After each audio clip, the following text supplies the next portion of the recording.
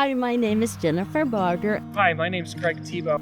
My name's Lori Mercer. Hi there, my name is Dr. Mary Reynolds. My name is Wendy, and I am a Golden Bond foster. First time I saw him at the vet hospital, it looked like mange all over his body. He'd lost a lot of hair. He had skin infections. He had eye infections, ear infections. He smelled like infection. Riley was in need of a parent in kind of an emergency situation. Most interesting case so far with Golden Bond Rescue has been with Riley. His parents were elderly and unable to care for him. His mom was being put into Alzheimer's care. He was in a kennel for a good part of the year before I got him, and in a way, he kind of just went feral.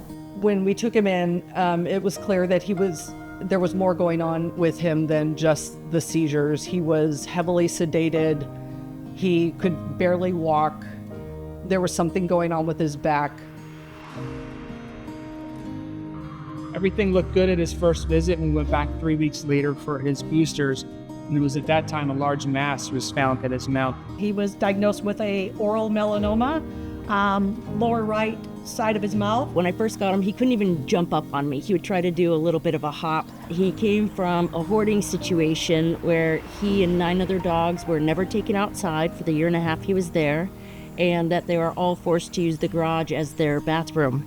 I brought him home, and he just walked around the house barking, just sort of a panicked, inconsolable barking. He was very happy, and again, he would just get knocked down with some medical issue, and then he'd recover. He would bounce back, and he did this for the full 2.5 years that we had him.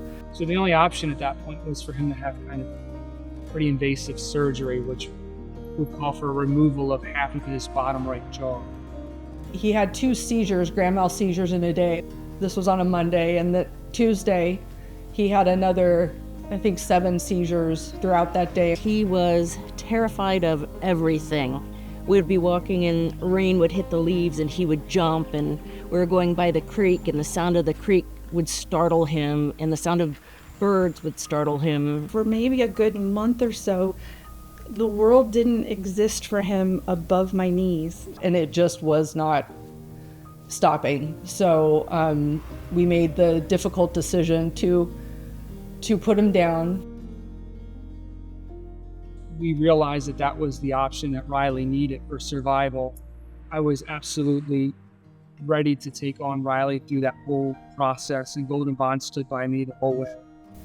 But the first time I actually got real eye contact was so rewarding. I thought, okay, we're gonna make it. We're gonna do this. He's gonna be okay. Augie is so smart. He loves to learn. If you pull out the clicker, or if you pull out one of his toys or one of the things we work on, he snaps to attention and he's just ready to go. I'm very grateful for Golden Bond Rescue for supporting the vet care that he really needed so that he could have the life that he deserves, and he has it now. None of it would be possible without the donors, the Golden Bond Rescue, all the volunteers at that organization that do so much for so many dogs. Riley's just one of these amazing stories. Golden Bond is so amazing. All these dogs they take in and finding perfect homes for them, not just anybody to adopt them, but finding the right family for the right dog so that they can have a lasting bond forever.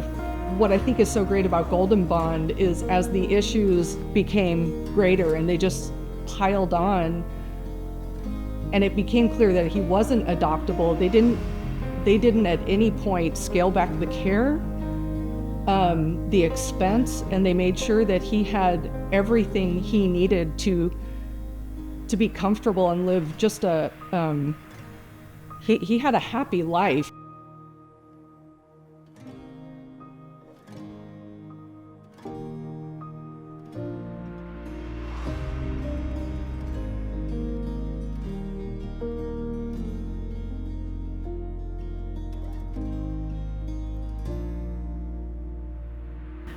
Yeah.